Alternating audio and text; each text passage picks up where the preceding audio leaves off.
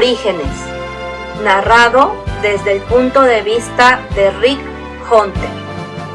Cuando vi a Liz encerrarse en el estudio para empezar a escribir, no pude sentirme más orgulloso. Ella era sin duda una leyenda viviente. Entonces, volví a preguntarme, como siempre lo hago, cada vez que recuerdo lo fascinante que ha sido su historia. ¿Cómo era posible que a mí también me consideraran alguien importante? Otra leyenda viviente. Me reí por lo bajo al entender qué ridículo me escuchaba. Yo no me consideraba una leyenda. Es más, mi vida nunca hubiera sido importante de no haber sido por ella. Definitivamente, lo que era hoy, lo era por ella. Sin embargo, no pude evitar que mis memorias volaran hacia atrás, muchos años atrás. Si bien mi historia no era nada del otro mundo, muchas veces me gustaba recordar los pasos que el destino me tendió para llegar a Lisa Hayes. Y aunque la familia Hunter no tenía un historial impecable de alcurnia, tradición militar, condecoraciones y batallas ganadas, era mi historia. Una historia muy común, una historia que me llevó a ser lo que hoy era. No la leyenda viviente, ni el almirante retirado, sino simple y llanamente Rick Hunter, el esposo de Lisa Hayes. La historia de la familia Hunter, mi historia, empezó con una granja al noreste de Illinois, con el nacimiento de mi bisabuelo, Alexander Hunter, hijo de granjeros, quien creció dedicado en cuerpo y alma a la granja. Al ser hijo único, se convirtió en el sostén principal de sus padres, por lo que nunca pudo perseguir sus sueños. Sin embargo, fue el primer Hunter que sintió en la sangre los deseos de volar. Según me contó alguna vez Roy, quien supo por boca de mi padre, que a la edad de 9 años, Alexander se enteró de la noticia que lo dejaría marcado para siempre: el vuelo de los hermanos Wright, en diciembre de 1903. Al bisabuelo simplemente se le erizó la piel al saber la posibilidad de surcar el aire, y eso se convirtió en su pequeña obsesión. Pasaba el día entero mirando al cielo, pensando cómo sería sentir el viento sobre el rostro, qué se sentiría estar más cerca del sol.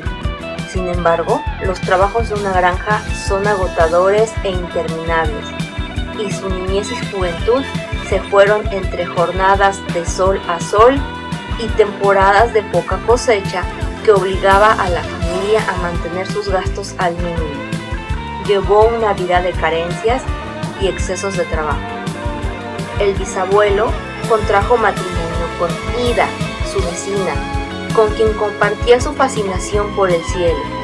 Las granjas de ambas familias se unieron al morir los padres de ambos, y la familia Hunter vivió una época de prosperidad. Alexander e Ida tuvieron 6 hijos: Albert, Mabel, Irene, John, Walter y Kenneth. Sin embargo, una sombra se avecinaba sobre la familia. Durante un viaje de provisiones, Alexander Hunter murió en un accidente, dejando a Ida viuda y con 6 hijos que mantener. Los niños tuvieron que abandonar la escuela, los mayores empezaron a trabajar y los pequeños ayudaban a su madre en la granja. Albert era el mayor de los hermanos.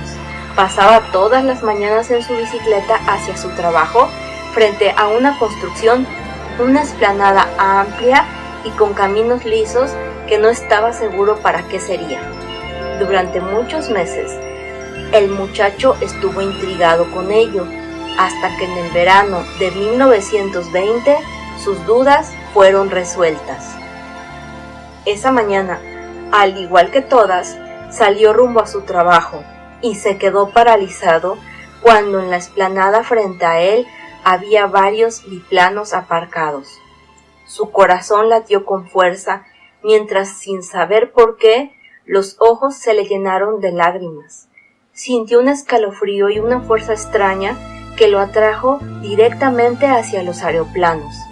Estaban contratando gente de limpieza y mantenimiento, Él tenía un poco de experiencia en reparación de maquinaria de las granjas, así que no dudó en preguntar. Su sorpresa fue mayúscula cuando fue contratado para trabajar en ese rústico aeropuerto. A los pocos meses se les unió John, y cuando tuvieron edad, los pequeños Walter y Kenneth. Finalmente la familia Hunter había encontrado su lugar en el mundo. Aunque Mabel e Irene trabajaban en la escuela local, les encantaba sentarse en el pasto mirando los aviones despegar. Por otro lado, su excelente trabajo y apoyo con los pilotos lograron que los Hunter empezaran a recibir furtivas lesiones de vuelo, para eventualmente los 4 hermanos irse convirtiendo en pilotos. Aunque los 4 volaban, Walter se enfocó más al mantenimiento de las naves, mientras que Albert, John y el pequeño Kenneth empezaron a obtener trabajos como pilotos ante las protestas de su madre, que se preocupaba cada vez que sus hijos iban a volar, pero que en el fondo se sentía muy orgullosa al recordar el sueño de su esposo. La granja volvió a florecer y la buena vida llevó a los 4 hermanos a comprar su primer aeroplano. El trabajo y las ganancias fueron inmediatas, por lo que en el verano de 1923 los hermanos Hunter ya eran propietarios de 4 avionetas y de la granja más productiva de la zona. Los hijos pequeños de Mabel e Irene parecían ya traer en la sangre la fascinación por el vuelo, mientras que los 4 hermanos seguían siendo solteros, ya que se dedicaban su vida completamente a los aeroplanos. Todos los residentes del pequeño pueblo fueron testigos todos los días de los vuelos de los Hunter, de sus primeros intentos de acrobacias y de algunos pequeños accidentes. Incluso había algún pueblerino atrevido que por una módica cantidad era paseado por un Hunter en alguno de los aviones. La familia empezó a ser popular y reconocida. Pocos meses después, Mabel tuvo la idea de que fundaran un circo aéreo, como se hacía en Europa, ya que eran muy populares allá. Así que en el año de 1924 hizo su debut en la feria del condado de Jersey de Hunter Brothers Circus, siendo un gran éxito. Caminando a las alas de los aviones, saltando en paracaídas, pasando de un plano a otro en el aire y realizando trucos sensacionales, capturaron la atención del público y el circo empezó a ser requerido en todo el país. Los hermanos Hunter eran famosos. Mabel e Irene eran las encargadas de los contratos y los 6 hermanos tenían los bolsillos llenos. Su madre jamás volvió a pasar hambre y ellos hacían lo que más amaban, estar en el aire. Albert, John y Kenneth estuvieron involucrados en varios accidentes. De todos ellos salieron victoriosos, no sin antes pasar un buen tiempo en el hospital. En una ocasión, una bolsa de aire atrapó a Albert y a Kenneth en una acrobacia. Albert demostró el excelente control que tenía del avión al realizar un aterrizaje forzoso que no les costara la vida. Sin embargo, Kenneth fue a dar al hospital. Ahí, una hermosa enfermera de nombre Jane fue quien lo atendió. El flechazo fue instantáneo y fue el más joven de los hermanos varones en contraer matrimonio, siguiéndolo John, que se casó con la hermana de Jane. Kenneth fue padre de 2 varones, Mitchell y David. Mitchell Hunter, mejor conocido como Pop, mi padre. La Primera Guerra Mundial no había afectado directamente a la familia, pero con la Segunda las cosas cambiaron. Albert y Walter se enlistaron de inmediato, pero desgraciadamente nunca regresaron. La gente estaba muy asustada. Escuchar o ver un avión significaba guerra. Las contrataciones empezaron a bajar y las ganancias también.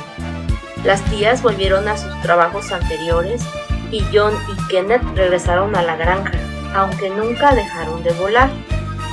Los hijos de todos ellos crecieron con las anécdotas del circo aéreo, con las ansias de volar en la sangre.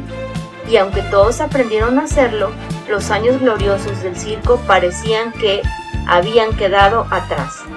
Mitchell y David fueron los únicos que no perdieron las esperanzas y cuando tuvieron edad suficiente volvieron a reactivar el circo.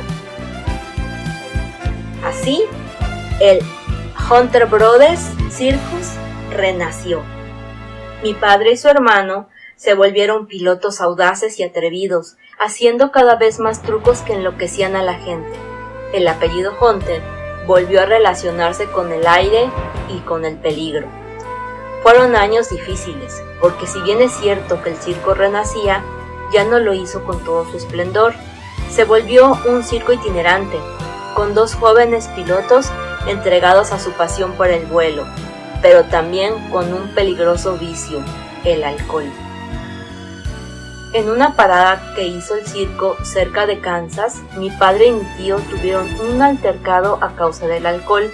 Ambos terminaron en una riña de un bar que los llevó a pasar la noche en la pequeña prisión del pueblo. Ahí en la celda conocieron al tercer miembro del circo, un piloto retirado del ejército, acróbata aéreo y afecto también al alcohol y a las mujeres, de nombre Steve Fokker. Los 3 se hicieron amigos de inmediato. Se podía decir que Steve era como un hermano más para ellos. Recorrieron juntos el país con el circo y sus lazos se fueron volviendo de verdaderos hermanos. Años más tarde, el verano había llegado nuevamente a la granja. Los primos trabajaban arduamente mientras mi padre y su hermano recorrían el país, con la vida en un hilo y el alcohol en las venas. Fue cuando un trágico accidente cambiaría sus vidas. Durante una de las nuevas acrobacias, Mitchell y Steve volaban juntos. Ambos tenían suficiente contenido de alcohol en las venas como para permanecer torpes. Una ráfaga de aire los envolvió y las alas de ambos aviones se encontraron. El accidente fue inevitable y ambos se precipitaron hacia el suelo. Steve murió instantáneamente. Mi padre apenas sobrevivió.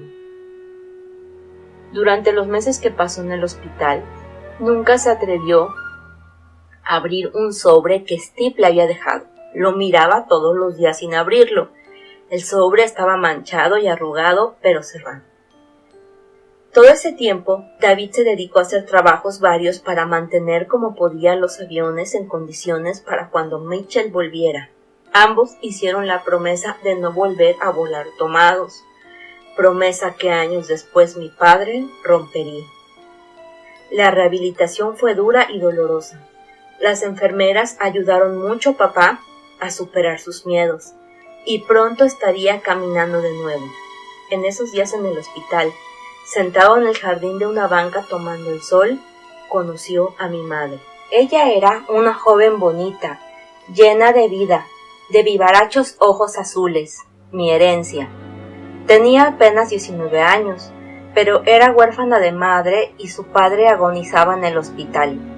Pasaba sus días trabajando por las mañanas y por las tardes cuidando al anciano y dándole todo el amor que podía en sus últimos días. Era granjera y sabía lo que era el trabajo duro. Las miradas y sonrisas dieron el paso a largas pláticas por los pasillos, a pasar tiempo juntos en las bancas y a escribirse y entregarse largas cartas de amor. Al fallecer el abuelo, Mary se quedó sola en la vida. Mi padre estuvo con ella, y bajo una sombrilla negra el día del entierro del abuelo, él le dijo que no se preocupara, que jamás estaría sola. Un par de meses después, ambos se casaron en una ceremonia sencilla y familiar en la granja de los Hunter. Fue gracias a ella que mi padre se atrevió a leer la carta, en la que Steve pedía a mi padre que se hiciera cargo de su pequeño hijo, un muchachito llamado Roy, que vivía con su abuela y al cual siempre había enviado dinero, pero nunca había mencionado. Sin dudarlo, mis padres atravesaron medio país en busca del niño. Tenía 9 años, vivía casi en la miseria, Su abuela había muerto unos pocos meses atrás y estaba recluido en la casa de una vecina. El pequeño no dudó ni un segundo en ir con el amigo de su padre y su mujer, que le ofrecían un hogar. Mis padres criaron a Roy como a su hijo. El circo volvió a florecer y Roy demostró que tenía también la sangre de piloto en las venas. Muchas veces he sentido que Roy era más afín a mi padre que yo. Compartían mucho más cosas en común. Yo siempre tuve más el carácter tranquilo de mamá. Roy tendría 11 años cuando nací yo, en 1990. Mis primeros años los pasé con mamá, ayudando en la granja. Mamá siempre tenía mucho trabajo, y los tíos habían dividido en partes iguales las hectáreas de los Hunter, y casi todos habían vendido, pero mis padres habían decidido conservarla. Así que mientras papá, mi tío y Roy viajaban con el circo, yo ayudaba a mamá en los labores de la casa. Recogía huevos de los gallineros, vigilaba que la comida no se quemara, o movía los quesos con una gran cuchara de madera subido en un banco junto al fuego. Al empezar a crecer, aprendí a ordeñar las vacas, a manejar el tractor, a vigilar que las aves no se comieran el trigo. Pero había 3 cosas que eran especiales para mí: los cuentos que mamá me leía en la noche, el tiempo que pasaba conmigo mientras hacía de comer, enseñándome a leer y escribir, y tirarme en el pasto a ver el cielo, en especial cuando sabía que papá y Roy vendrían. Para mí era muy emocionante cuando venían a casa, aunque con quien pasaba la mayor parte del tiempo, ya fuera hablando, jugando o volando, era con Roy. Roy para mí siempre fue mi hermano mayor. De hecho, él fue quien me enseñó a volar. Tenía solo 7 años la primera vez que Roy me dejó volar su flamante avión amarillo. Era un caza biplano de la Primera Guerra Mundial, tal vez el biplano alemán más representativo. Fue empleado entre otros por el Barón Rojo. Y ahí estaba yo, al mando de semejante máquina. Ahora me da risa pensar lo increíblemente irresponsable que eran mi padre y Roy al permitirme volar a esa edad. La primera vez que yo dejé que mis hijos pilotearan fue cuando pasaron los 16 años. Fue realmente asombroso que nunca me accidentara. Roy no solo me enseñó a volar, se convirtió en mi ángel guardián. Creo que aún lo es, así que cualquier otra actividad pasó a segundo plano. Volar se volvió para mí una pasión, y aunque mi madre no veía con buenos ojos todo eso, siempre me dejó hacerlo. Sabía que me hacía completamente feliz, no sin antes de que montara un avión, abrazarme y darme su bendición. Las cosas nunca fueron fáciles para mí, y mi vida daría un giro nuevamente cuando el tío David murió de cirrosis. Lejos de comprender los peligros del alcohol, mi padre regresó a la bebida y Roy se volvió su compañero de borracheras. Muchas veces volaban en estado de ebriedad, a pesar de las protestas de mi madre, a pesar de sus súplicas, de sus lágrimas y de las mías. Después de todo, nos manteníamos directamente de los ingresos del circo. Recuerdo con tristeza ese invierno. Fue muy frío. Mamá y yo estábamos solos como siempre, y ese año había habido pocos ingresos. Teníamos que racionar la leña, y mamá y yo dormíamos bajo lo que podíamos. El aire helado se colaba por las ventilas. Mamá siempre terminaba dándome su cobertor, y por las mañanas ella solía salir a limpiar el camino de nieve. Mamá se enfermó de pulmonía. Todo el invierno papá y Roy estuvieron ausentes. Yo la cuidé como pude, la mantenía caliente, hacía de comer, me encargaba de la granja, quitaba la nieve y trabajaba con algún pariente limpiando nieve para poder pagar medicina y consultas de mamá. Ella se repuso, pero quedó muy débil. Al llegar la primavera, recuerdo haber visto las flores brotar entre la nieve cuando escuché el avión de Roy. Sentí un alivio enorme al saber que llegaban. Corrí tras él pisoteando los dientes de león que brotaban en el pasto verde de la primavera, lleno de alegría y de esperanza. Pero esta vez solo Roy llegó. Roy se asustó mucho al ver las condiciones de mamá, así que tuvo que irse de nuevo a buscar de inmediato a mi padre, quien había sido requerido por el ejército. Un coronel había llamado a los Hunter que aún volaban para ser pilotos de pruebas en un avión experimental. El coronel era el coronel Hayes. Mi padre vino de inmediato y desde ese día no se separó de mamá. Desgraciadamente fue muy tarde. Cuando papá comprendió lo que mamá era para él, fue muy tarde. Mamá murió ese verano. Cuando trato de acordarme del sepelio de mamá, recuerdo únicamente el dolor, la soledad que sentía y una visión angelical que tuve. El coronel Hayes, al parecer, había tenido una buena amistad con mi padre. A la fecha me intriga saber cómo pudo haber sucedido eso. Así que se presentó con la familia a darle el pésame a papá. Recuerdo una mujer elegante, con mirada dulce, que me abrazó y me dijo que no estuviera triste, que mi mamá siempre me cuidaría desde el cielo. Pero detrás de ella había una pequeña, una niña hermosa, con la piel más blanca que jamás había visto, con cabellos castaños que caían sobre sus hombros y con ojos verdes que me hicieron por primera vez que mi corazón latiera con fuerza en el pecho. Durante años creí que esa niña era un ángel y de cierta forma se convertiría en mi ángel. Esa fue la primera vez que vi a Lisa Hayes, aunque nosotros nos enteramos que nos hayamos conocido de niños muchos años después. Mamá dejó un hueco en mi vida muy fuerte. Papá se pasó meses enteros en estado de ebriedad. La granja estaba decayendo y yo solo no podía con todo. Ni siquiera había tenido oportunidad de tener luto por mi madre.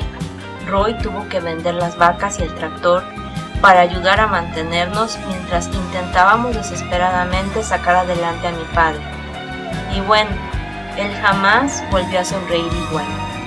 Ahora sé que amó mucho a mamá, pero permitió que sus vicios, tanto el alcohol como el volar, lo alejaran de sus seres queridos. En esa época me prometí a mí mismo que pasara lo que pasara, nunca permitiría que mi deseo de volar pasara sobre mi familia y que jamás bebería. A la fecha no solo mi tolerancia al alcohol es mínima, sino que a mí nunca me ha dado buen gusto jamás. Finalmente, papá había logrado salir de su depresión y empezó a volar de nuevo, pero la granja estaba en la ruina. Con lágrimas en los ojos, recuerdo el día que papá la tuvo que vender. Con una pequeña parte de la venta, compró una casa rodante y una vieja plataforma para transportar las avionetas. Así fue como de tan solo 8 años dejé mi vida para volverme un nómada al lado de Pop y Roy. Mi papá nunca dejó el vicio y a este se le agregó uno nuevo. Se volvió mujeriego, tratando de olvidar el hueco que había dejado mi madre en su corazón, teniendo amoríos en cada lugar en donde parábamos, cosa que siempre me molestó bastante. Pop y Roy eran completamente compatibles, volaban con destreza y cada vez con más osadía, tomaban hasta quedar inconscientes y buscaban el amor en cada puerta. Roy fue realmente el hijo que en mí jamás vio, pero creo que eso nunca me molestó. Yo tenía un aprecio y cariño incondicional hacia Roy. Él fue mi hermano, mi amigo, mi confidente, mi compañero de armas. Él fue quien me enseñó a volar. Los meses siguieron su curso y yo noté que estaba creciendo. Los diversos trabajos que aceptábamos en cada pueblo, las horas eternas volando y practicando, los viajes interminables por todas partes, me iban haciendo, sin que me diera cuenta, un muchachito fuerte. Atrás estaba quedando el niño de mamá que perseguía las gallinas. Era ahora más independiente. No le tenía miedo al trabajo duro y sabía que podía hacerme cargo de mí mismo. Y tal vez todo eso me volvió rebelde y sobre todo arrogante, con cada logro en el aire y con cada proeza lograda. Tal vez era mi forma inconsciente de llamar la atención a mi padre y a Roy. Mi rebeldía y mi arrogancia fueron también el conducto que tuve para llamar la atención de la mujer que posteriormente sería mi esposa. A los 9 años empecé con mis acrobacias en el circo, siendo el piloto más joven en hacer alguna de las cosas más peligrosas en el aire, y empecé a ganar concursos, a tener trofeos y algo de dinero propio. Sin embargo, de nuevo hubo un cambio fuerte en mi vida. La guerra global azotó al mundo con fuerza. Tuvimos que dejar a un lado el circo aéreo y Roy partió a la guerra. Mientras que papá, lejos de molestarse, se hinchó de orgullo. Roy era ahora un militar. Aún recuerdo el día que se fue. Me prometió que volvería. Me prometió que escribiría. Y fue algo que agradezco que él haya cumplido. Sin embargo, los días ausentes fueron difíciles. Pero fue la primera vez que pude tener un tiempo con papá a solas. Cosa que nos sirvió para conocernos, para identificarnos un poco y finalmente para despedirnos. Los días del circo dieron paso a las competencias aéreas, en las cuales participé en todas y cada una de ellas, quedando siempre en los primeros lugares y llegando a ostentar el primer lugar en muchas de ellas. El tiempo juntos no duró mucho, ya que hicieron aparición en nuestra vida dos mujeres que de alguna forma nos ayudaron a pasar los días de guerra. Papá empezó un romance, digamos, más serio con Alice Fisher, así que nos establecimos en un pueblo cerca de Sacramento. Ella había sido piloto en su juventud, así que era muy compatible con mi padre. Y bueno, yo conocí a su hija Jessica de una forma bastante curiosa. Estaba tirado en la hierba cerca de los campos dorados de trigo. Las Fisher tenían una pequeña granja y a mí me encantaba recordar la granja que habíamos perdido, la granja de mamá. Escuché un ruido y vi moverse en la hierba. Giré sobre mí mismo y empecé a andar a gatas hacia el lugar de donde provenía el sonido. Y de pronto la vi, una niña mayor que venía igual que yo a gatas a toda velocidad mirando hacia atrás, hasta que prácticamente se impactó contra mí. Nuestros ojos se encontraron.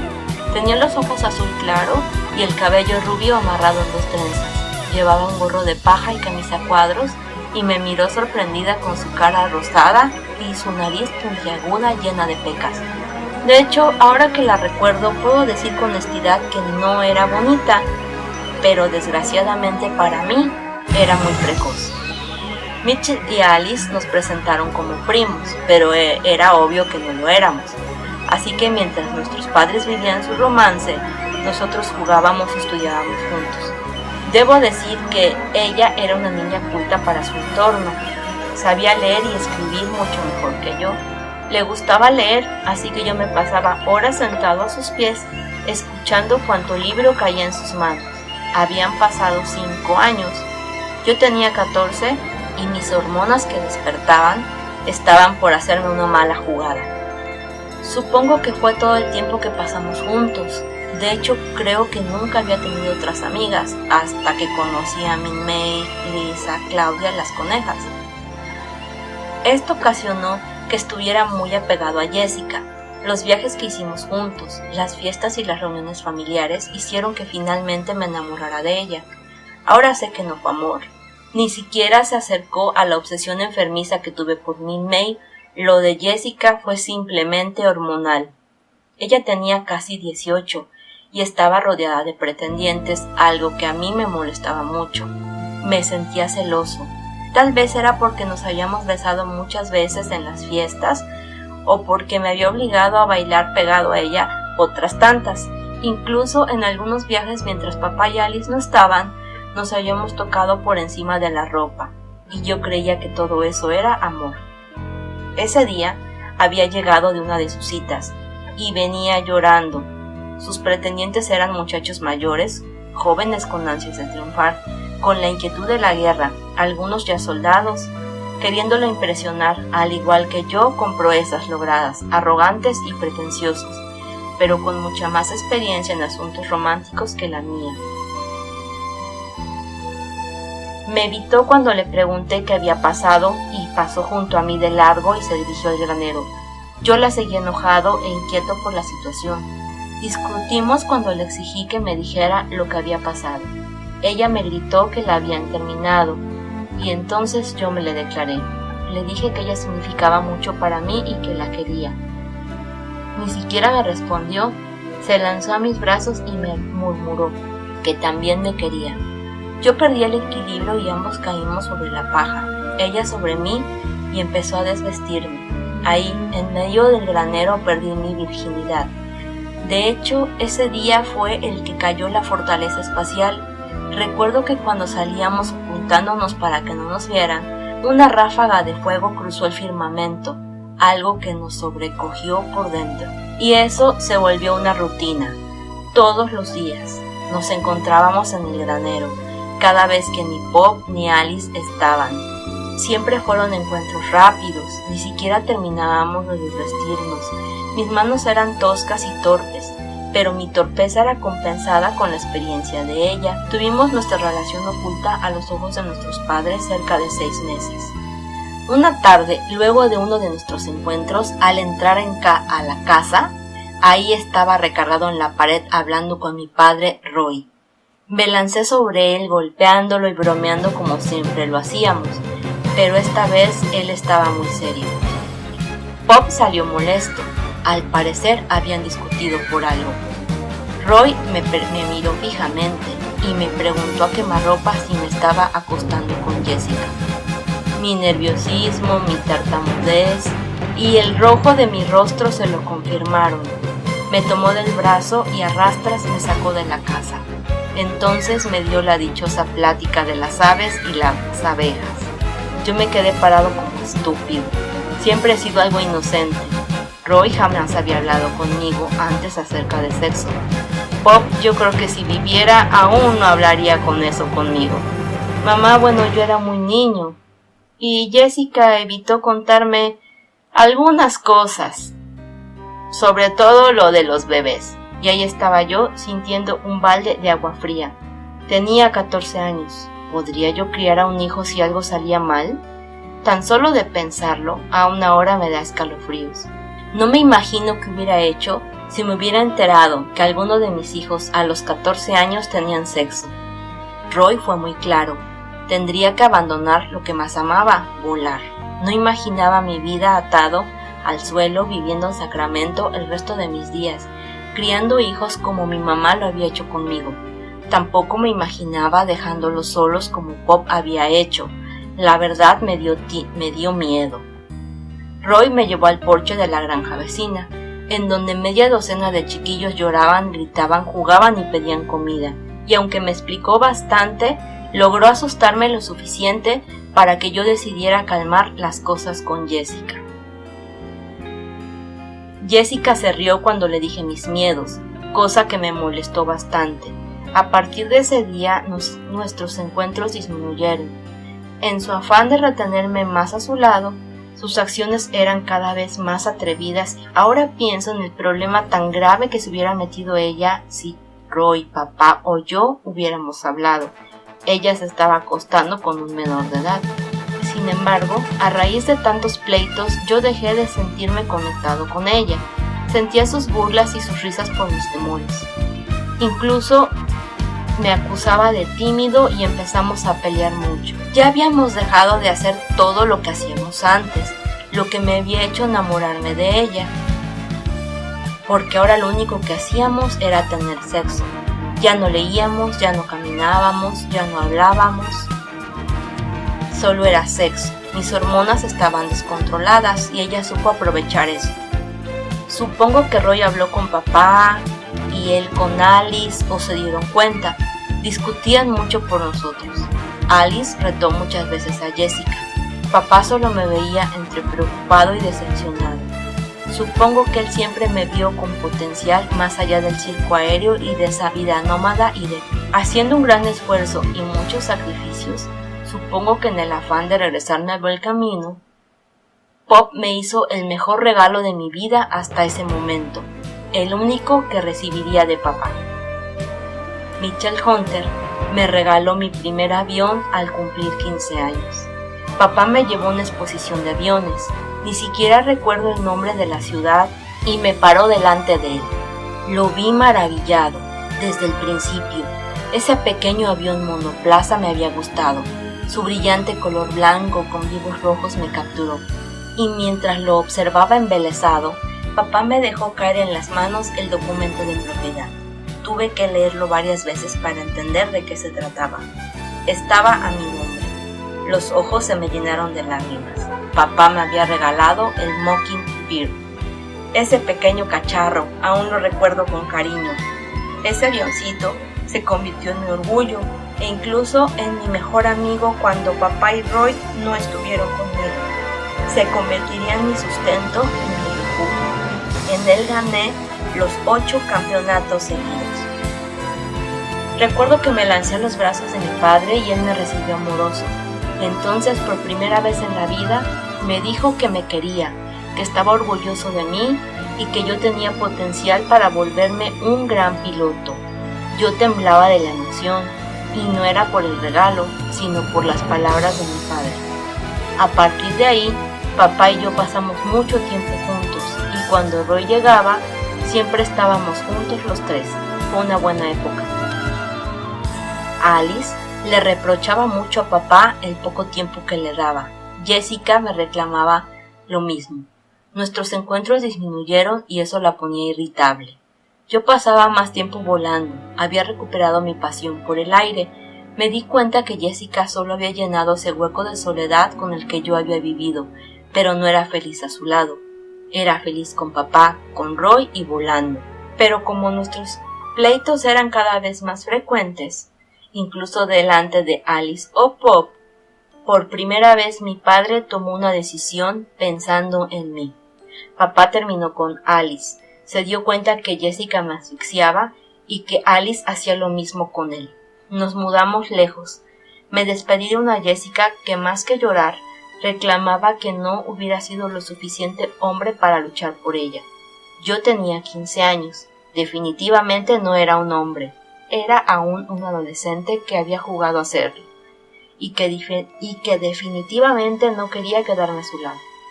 Le dije que mi pasión era el aire y que ella no compartía eso conmigo. Recuerdo que me empujó, se burló de mí, que me dijo que era un cobarde, que ninguna mujer me iba a querer como lo había hecho ella. Ahora que lo recuerdo no puedo evitar reír.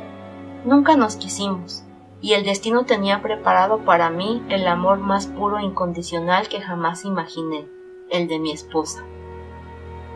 Papá y yo nos mudamos a una ciudad vecina. Roy seguía visitándonos o enviándonos cartas, en donde contaba acerca de los entrenamientos, de los aviones, de los combates. Yo había entrado por primera vez a la escuela. Estudié la secundaria. Nunca tuve muchos amigos, seguía siendo tímido, pero a pesar de ello recuerdo con cariño algunos rostros, algunos compañeros de juegos o travesuras. Me sentí en ese tiempo un muchacho normal. No había presión del circo, volaba por placer, papá estaba tranquilo y se encargaba de mi manutención mientras se mantenía alejado de la bebida. Mi vida era volar sin preocupaciones. Duró muy poco, pero tuve mis días como un muchacho normal. De pronto, de la manera más extraña, la guerra global finalizó, pero Roy no volvió. Lejos de sentirse un alivio en todos los rincones del mundo, se vivió una agitación, rumores de una nave y una isla se escuchaban por doquier. En ese momento, en mi mundo perfecto, no había cabida para ello.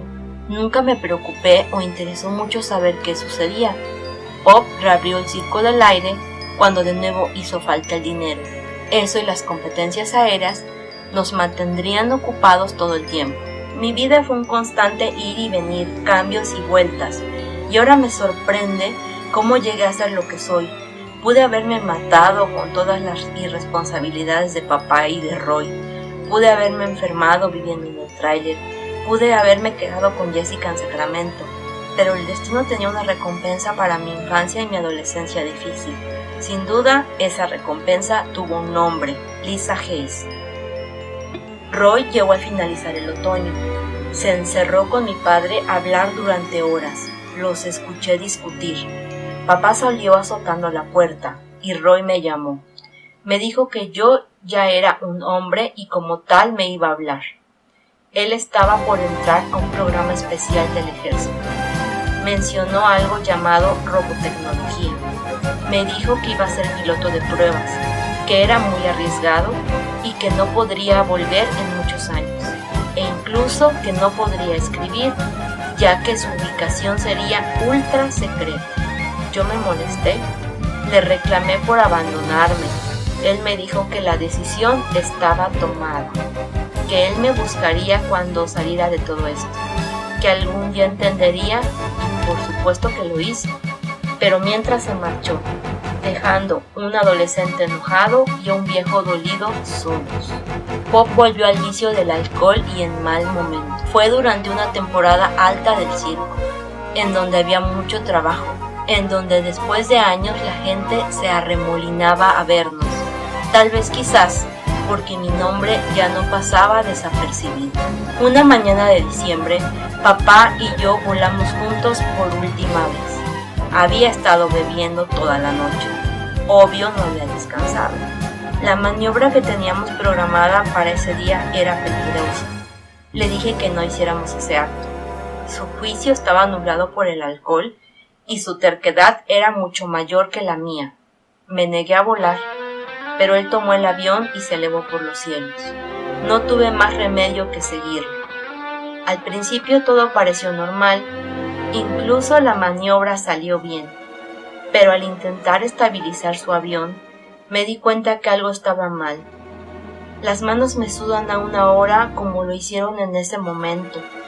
Vi su biplano temblar, lo vi desestabilizarse, lo vi girar y angustiosamente vi a mi padre perder el control de la nave en unos cuantos segundos. Volé lo más rápido que pude cerca de él, pero su avión volaba ya sin control. Giraba y se precipitaba hacia abajo y yo no podía hacer absolutamente nada. Grité con todas mis fuerzas. Lo vi mirarme con los ojos llenos de orgullo. Me hizo una venia y su avión siguió su camino hacia el suelo. Contuve la respiración. Todo sucedía en cámara lenta. Mi padre murió frente a mí. Y aunque yo hubiera deseado hacer algo, era imposible ayudarlo. El ruido del avión zumbando al chocar contra el aire, el golpe seco al tocar el suelo, la explosión posterior y el incendio fueron cosas que se convirtieron en una pesadilla durante mucho tiempo. Me obligué a no perder el conocimiento. Todo mi cuerpo temblaba. Me costó trabajo reaccionar, pero tuve que hacerlo en microsegundos. Estaba en el aire. Sabía que no podía morir también ahí mismo. Creo que fue la primera vez que volé por puro instinto. Cegado de dolor, con lágrimas que nublaban mi vista y quemaban mi rostro, con fuego en la garganta ocasionado por mis gritos, aterricé lo más cerca que pude. Corrí como poseído, y me hubiera lanzado a las llamas de no ser por algún bombero que me detuvo. Los equipos de rescate que regularmente se encontraban cerca de los espectáculos aéreos fueron los primeros en llegar. Recuerdo mis propios gritos desesperados, llamándolo. Recuerdo el forcejeo por ir hacia las llamas.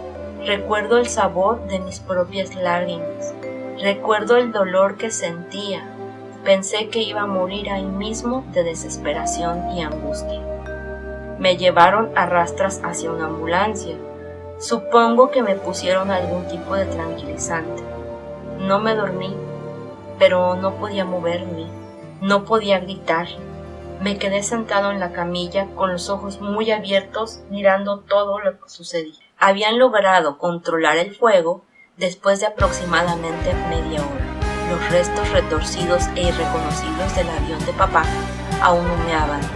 Los bomberos y oficiales murmuraban cosas y me señalaban. Como pude, poco a poco me incorporé y con pasos tambaleantes me dirigí al avión chamuscado. Caí de rodillas y di rienda suelta a mi dolor. La tierra bajo mis rodillas aún hervía. Apreté mis puños arrancando pasto y hierbas quemadas. Maldije al destino y a la vida por llevarse a mi madre y ahora a mi padre. Maldije a Roy por no estar a mi lado. Maldije al alcohol, maldije al mundo entero. Alguna alma caritativa colocó una frazada sobre mi espalda, ya que una llovizna invernal estaba cayendo. No me importó. Ahí me quedé no sé cuánto tiempo llorando. Una enviada de servicios infantiles se acercó a mí. Yo mentí, dije que tenía 18 años. No creo que me creyera, y aunque en ese momento me dejó tranquilo, sabía que tendría que ser llevado a un orfanato. Habían llegado ya los servicios funerarios que se encargaron de recoger los restos de papá. Tuve que incorporarme, armarme de valor, firmar papeles, hacer trámites, contestar preguntas, retirar el equipo de sonido, guardar las carpas. Todo lo hice como un zombie. Al anochecer, todo estaba en silencio. Yo solo fui a la funeraria. Ahí estaba la caja de papá. Llamé a Alice y a Jessica. Al amanecer, Alice llegó sola. Me abrazó con fuerza y lloramos juntos velando a papá. Nunca supe por qué Jessica no llegó. Yo no tenía ni ganas de preguntar a Alice por ella. Supongo que fue por despecho, pero creo que fue lo mejor. Porque cuando el otro día, después de enterrar a papá, Alice me ofreció su casa, me dijo que me quería como un hijo y que volviera con ellas, yo me negué. Pero si Jessica hubiera estado ahí, entre las dos me hubieran convencido. Agradecí a Alice por ello, me abrazó y me dijo que si cambiaba de opinión me estarían esperando. Poco después se marchó y jamás volví a saber de ella o de Jessica. Me quedé parado bajo la llovizna invernal junto a la sencilla tumba de mi padre. Casi todo el día lloré, hasta que sentí que no tenía más lágrimas. Agotado, me arrodillé y acaricié su nombre en la lápida. No podía creer que allí estuviera escrito el nombre de mi padre. Sequé mis lágrimas con la manga de mi camisa y me dirigí hacia la casa rodante. Entré y fue tan extraño estar ahí solo. Me senté en la cama, recogí mis rodillas hacia mi pecho y me puse a pensar qué diablos iba a hacer con mi vida. Ahora estaba solo. Supongo que el cansancio me venció y me quedé dormido. Tuve un sueño intranquilo. Desperté sudando y agitado, solo para recibir la crueldad de mi destino y de mi soledad de lleno en la cara. Me di cuenta que tenía hambre. Me levanté y me hice un par de huevos. Supe que tenía que hacerme cargo de mí mismo de ahora en adelante. No podía ni siquiera comunicarme con Roy. No tenía ni idea de dónde estaba, y pasarían todavía 4 años para que supiera de él nuevamente. Tomé libreta y lápiz para revisar las finanzas de papá. Estaba casi quebrado.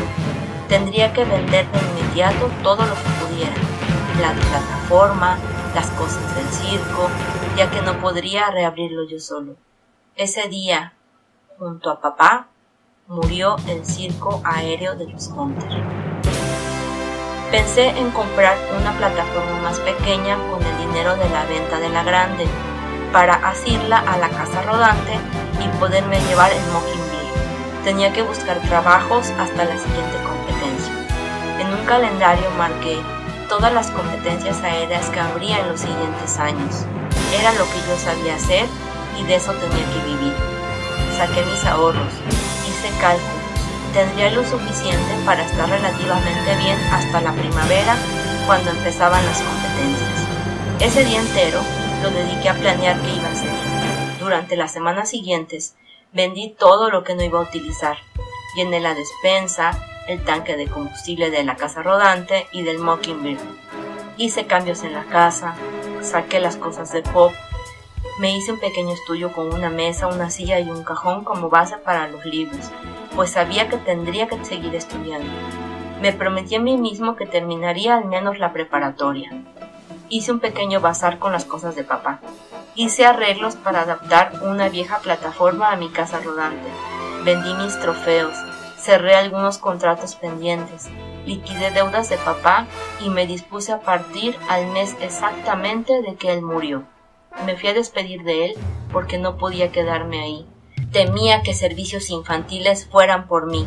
Todo el pueblo sabía del accidente y ya no me convenía estar ahí. Parado frente a su tumba, le prometí que estaría orgulloso de mí, que no lo defraudaría, que me disculpara por no poderle guardar luto, pero ahora estaba solo y tenía que valerme por mí mismo. Dejé un ramo de rosas blancas sobre su lápida. Salí del panteón sin mirar atrás. Me subí a la cabina de la casa rodante y empecé a manejar buscando un nuevo horizonte. Los años siguientes no fueron fáciles. Entre competencia y competencia, buscaba trabajos sencillos. Cortaba el pasto en los jardines de grandes casas durante el verano y quitaba la nieve de las mismas en invierno. Fui mensajero, mesero, chofer, cargador y cuanto podía en las temporadas bajas. En las temporadas de competencia, mi carrera subía como la espuma y logré ganar 8 campeonatos seguidos. El dinero de los premios y hasta los mismos trofeos me ayudaron a sobrevivir, pero nunca tuve con quién festejar. Fuera del escenario, en donde todos me vitoreaban y me abrazaban, incluso alguna chica se atrevía a besarme, pero para mí no había más que soledad en mi casa rodante. Los vuelos en el Mockingbird y mis estudios a marchas forzadas en alguna escuela pública abarcaban todo mi tiempo. Me volví más tímido y retraído, así que durante mis estudios de preparatoria nunca hice amigos, aunque debo aceptar que muchas chicas se me acercaron, pero yo no tenía tiempo para novias o cosas así. Yo tenía que terminar la escuela, buscar algún trabajo, viajar a otra ciudad por una competencia, así que fueron muchos años de trabajo, mucha soledad, mucho esfuerzo, pero de grandes logros. El día que me gradué de la preparatoria, volé hasta la tumba de mamá y luego a la de papá y les conté que lo había logrado. Creo que ningún jonte lo había hecho antes. No hubo flores, ni cenas elegantes, ni fiesta alguna. Me fui a casa y esa noche me permití dormir tranquilo como no lo había hecho nadie. Entonces, algo mágico pasó al otro día. Supongo que para él no fue difícil localizarme. Bastaba con buscar los nombres de los ganadores de alguna competencia, buscar en dónde se había llevado a cabo y averiguar un poco más. Así que unos fuertes golpes en la puerta de mi casa rodante me despertaron. Cuando abrí, había un cartero en mi puerta. Me extendió un sobre y mi corazón dio un vuelco. Roy Fokker me había enviado una carta. La abrí con desesperación y la devoré prácticamente.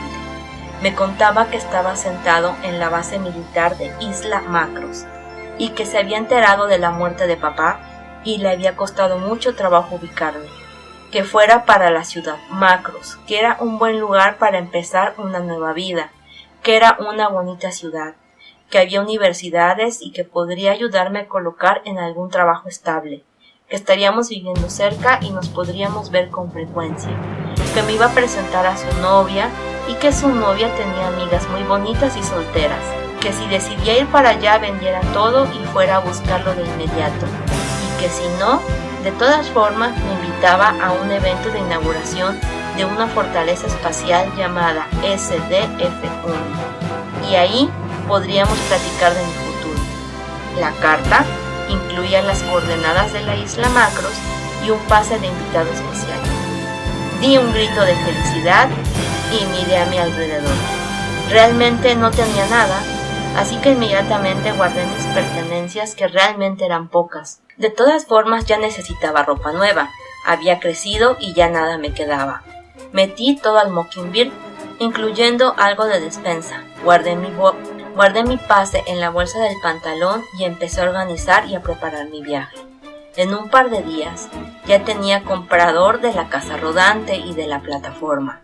Una semana después me despedí del que fue mi hogar durante 4 años. La casa rodante estaba vacía. Había vendido casi todo en pequeños bazares.